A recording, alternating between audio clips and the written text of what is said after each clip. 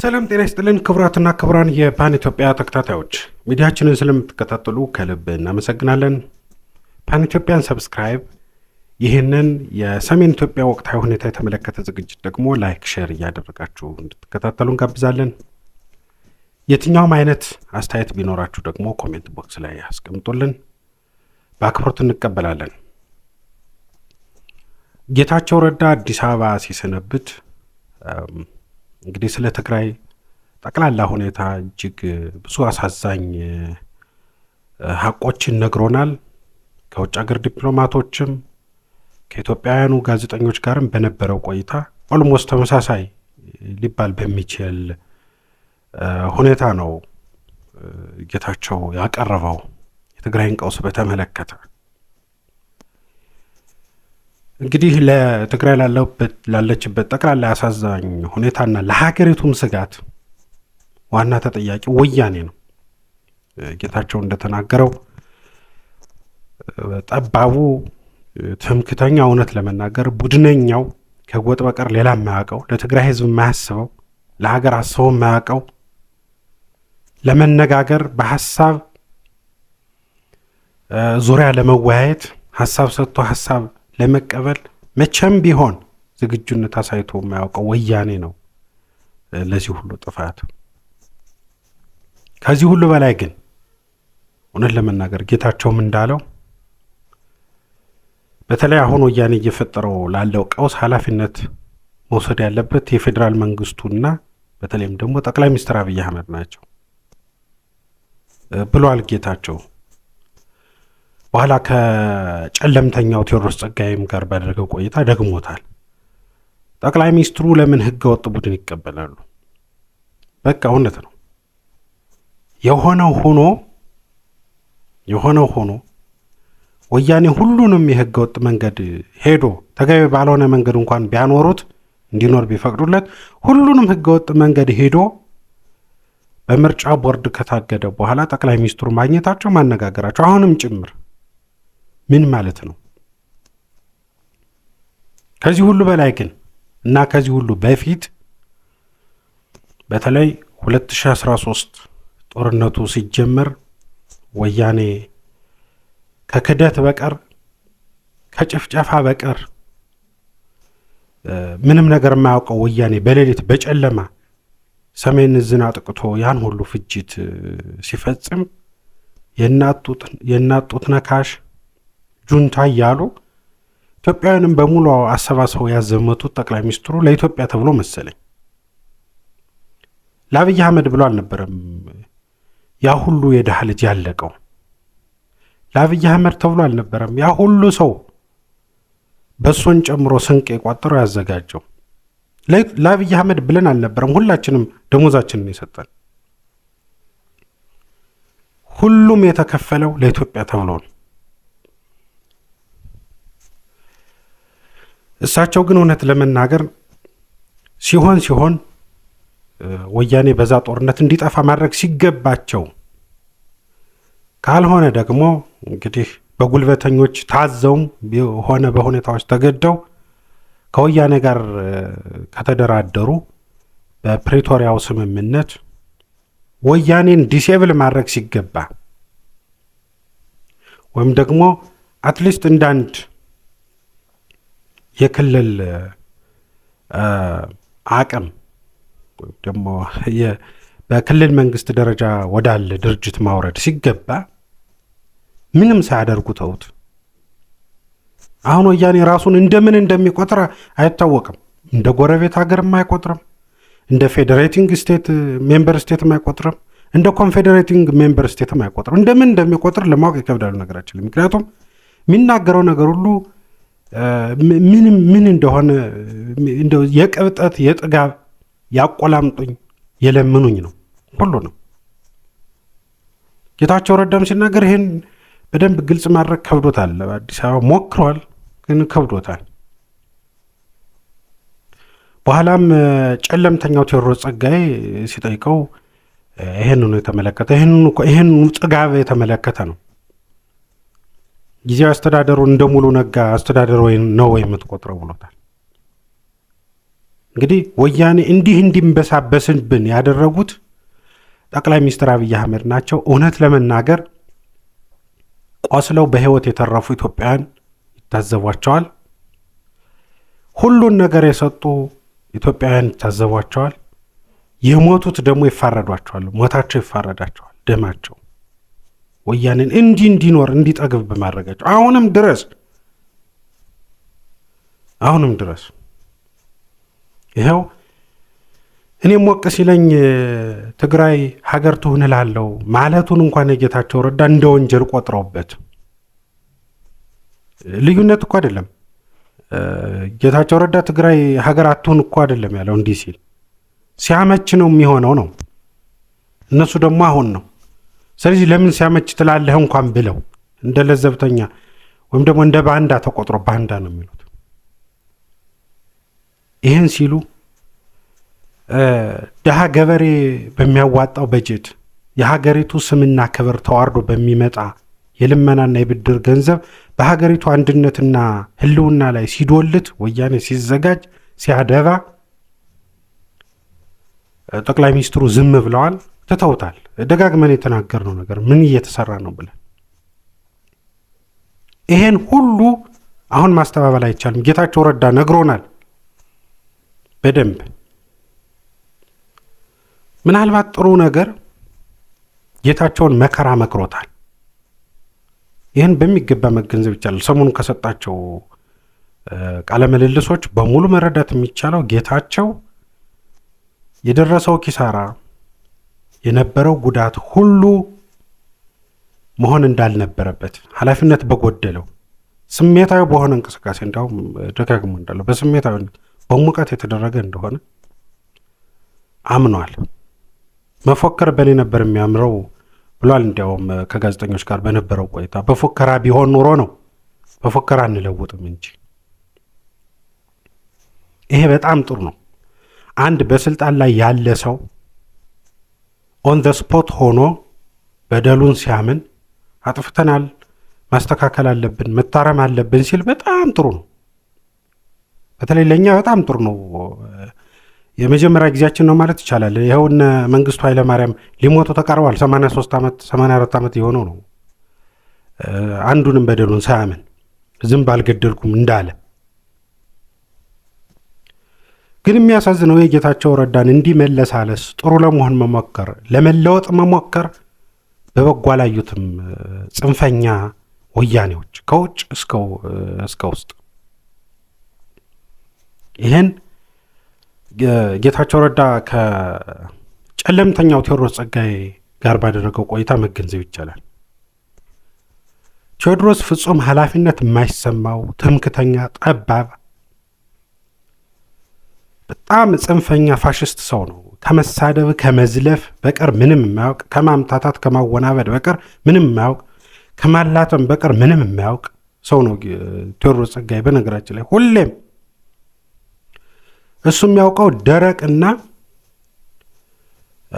አወናባጭ ክርክርን ብቻ ነው። የልደቱ አያሌው ክርክር፣ የአምስተኛ ክፍል ክርክር ነው የሚያውቀው እሱ። ጌታቸውን ከብዙ ነገር ሊያላትመው ሞክሯል።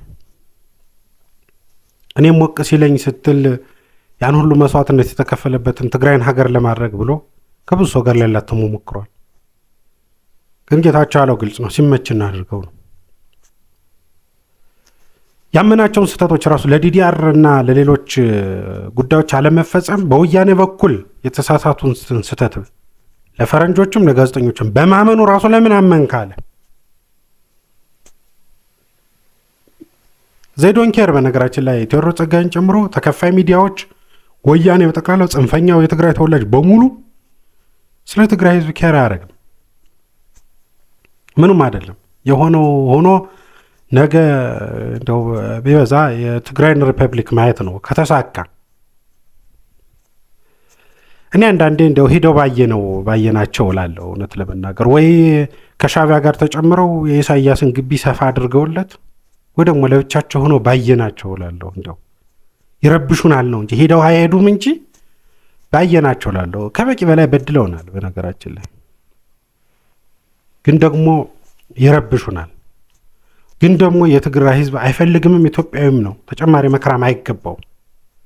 በዚህ ሁሉ ምክንያት ጽንፈኞች ጨለምተኝነታቸውን ስለነዙ ብቻ መርዝ ስለረጩ ብቻ እንዲያው ትዕግስታችን ሊያልቅ አይገባም ነው እንጂ እንደነሱ ቢሆን ሂደው ባዩት የሚያስብል ነው።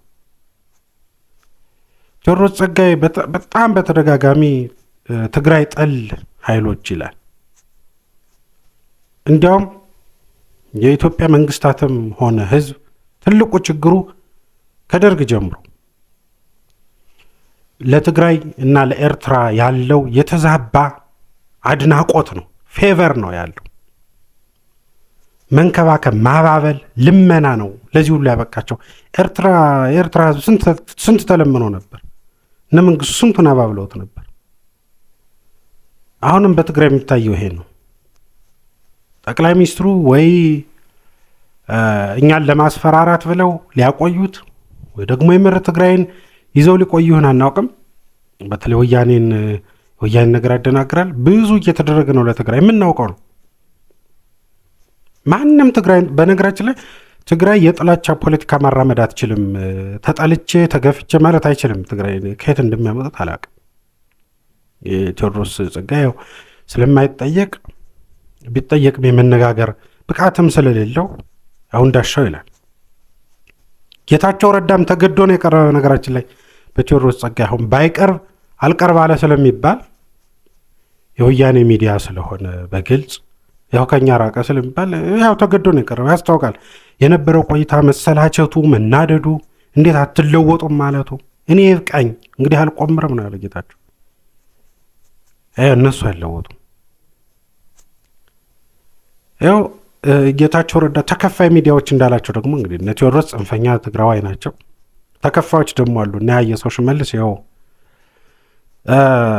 በስሜት ነው ወይ ጌታቸውን ያን ሁሉ ሲል የነበረው እያሉ ነው። አሁን ዘመቻ ይከፍቱበታል። እኔ እኮ በስሜት ነው እንዲህ ስል የነበረ አለ፣ ካቢ ጋር ችግር የለበትም እያሉ ከትግራይ ለመግፋት ሁሉንም ጥረት ያደርጋሉ። ያ ወያኔ ይህን ነው የሚያደርገው።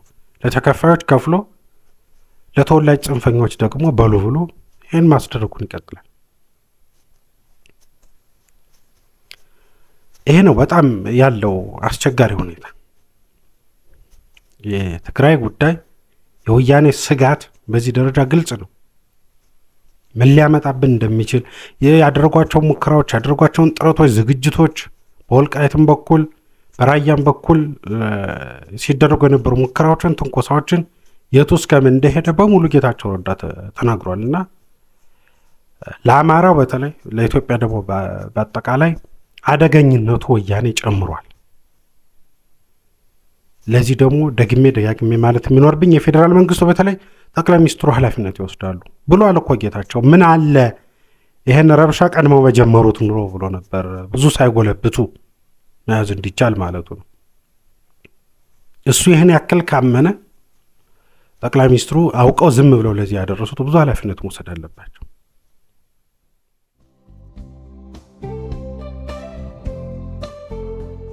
እንግዲህ የትግራይ ሁኔታ እንዲህ ባለበት ሁኔታ ነው ደግሞ እነ ይልቃል ጌትነት የፋኖ ዲፕሎማት ነን እያሉ ከወያኔና ከሻዕቢያ ጋር ተባብሮ አብይ አህመድን መጣል ይቻላል እያሉ እያሰማምሩ በሚዲያ ሲነግሩ ነው የከረሙት።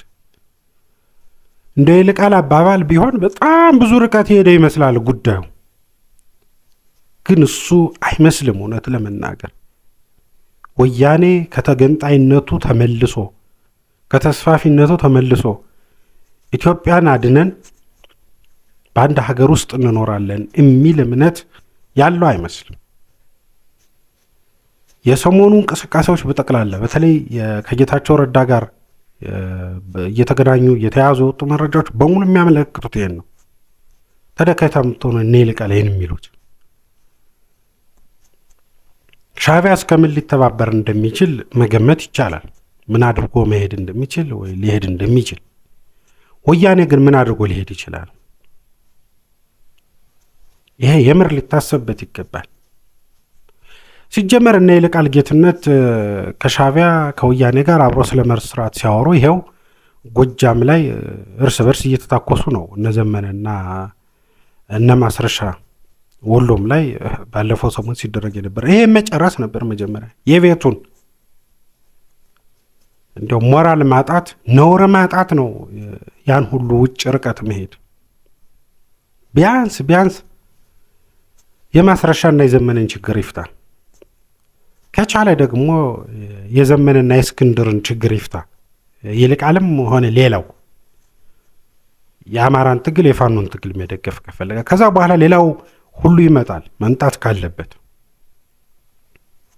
ይህ ሁሉ ባልሆነበት ሁኔታ አማራ ብዙ ችግር ባለበት በብዙ ተከቦ በራሱ ውስጣዊ ችግር ብዙ እየተፈተነ ባለበት ሁኔታ እንደው ያን ሁሉ እያሰማመሩ በሚዲያ ማውራት በእውነት ለመናገር ይልቃል ጌትነት ውጭ ሲወጣ ያ ሁሉ የነበረው ንቃት ደከመ እንደሚያስብል ነው። ጥሩ ነበር ይልቃል ወትሮ ስለና አብይ አህመድ ስለ ሌሎችም ሲናገር በጣም ጥሩ ነበር። አሁን ግን ያው እውነት ለመናገር ደክሟል። ከልደቱ ቢሻለም ልደቱ ወያኔን አትንኩት ይላል። ያው ቢፈልግ ሀገር ይሆን ነው ለትግራይ ተውት ብሏል። ሰሞኑን ስንሰማው ሰንብተናል። ደግሞ ጥያቄውን ለነ ቴዎድሮስ ጸጋዬ አቀብሎ ጌታቸው ወጥቶ ለምን ፓርቲ ያቋቁም ሁሉ ብዙ በረብሻውም ሊኖርበት ይችላል። ነገራችን ላይ ልደቱ ኢትዮጵያ ውስጥ የሚያሳስበው ነገር ካለ ላሊበላ ያለው ሆቴሉና የወያኔ ህልውና ብቻ ነው። ልደቱ ወትሮም ቢሆን እንኳን ዛሬ እንዲህ ሁኔታዎች ሳይመቹት ቀርቶ ወትሮም ቢሆን ልደቱ ከዚህ የተሻለ አያስብም። የሆነ ሆኖ ግን የአማራ ኃይሎች የትግራይን እና የኤርትራን ሁኔታ በጣም በአግባቡ ሊይዙት እንደሚገባ ያረጋገጠ ያስረዳ ሁኔታ ሆኗል፣ ወይም አጋጣሚ ሆኗል። የሰሞኑ የጌታቸው ረዳ ቃለ ምልልሶች እና ቆይታዎች በጣም በሚገባ ሊጤን እንደሚገባ የሚያስረዳ ነው። ከዚህ ሁሉ በላይ ደግሞ ጠቅላይ ሚኒስትር አብይ አህመድ በሳቸው ዘመን ሌላ ሀገር እንዳይዋለድ ወይም ተጨማሪ ሀገር ከኢትዮጵያ እንዳይወጣ ወይም ሀገሪቱ እንዳትፈርስ ማድረግ የሚገባቸውን ማድረግ አለባቸው። ወይም መሰረታዊ ግዴታቸው እሱን ማድረግ ነው። የሀገሪቱን ህልውና ቢያንስ መጠበቅ።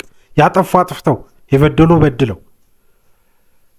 በድሮን የፈጁትንም ፈጅተውም ያን ሁሉ ጥፋት ከፈጸሙ ወዲህም ቢሆን የሀገሪቱን ህልውና ቢያንስ ጠብቀው ማለፍ አለባቸው ለራሳቸው ታሪክ ሲሉ። በነገራችን ላይ እንደ የኦሮሚያ ሪፐብሊክ ወዘተ ምናምን የሚባለውም ቢሆን በስርዓትና በትክክል ቢሆን ነው የሚሻለው። መለያየት ካለብንም እንደሱ ነው።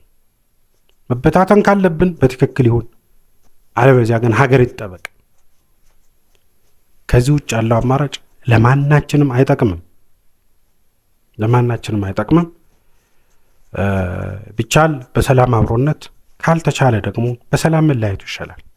ለዚህ ደግሞ ዋና ኃላፊነት የሚወስዱት ጠቅላይ ሚኒስትሩ ናቸው። እውነት ለመናገር ይህም በማመቻቸት በኩል በዚህ በኩል የሚጠበቅባቸውን ሊያደርጉ ይገባል። ለኢትዮጵያውያን ካልታመኑ ነገ አደጋ ሲመጣ ይሄው ተቀርቧል። እንግዲህ የሻዕቢያ ጦርነት ቢመጣ ኢትዮጵያውያን በምን ልባቸው በምን ሞራላቸው ነው ኢትዮጵያውያን የሚቀሳቀሱት? ይሄ ሁሉ ሊታሰብበት ይገባል እላለሁ። ውድ ተከታታዮቻችን ስለተከታተላችሁ አመሰግናለሁ። ሀሳብ ካላችሁ አጋሩን። ሰብስክራይብ፣ ላይክ፣ ሼር አድርጉ። ኢትዮጵያ ለዘለዓለም ትኖር።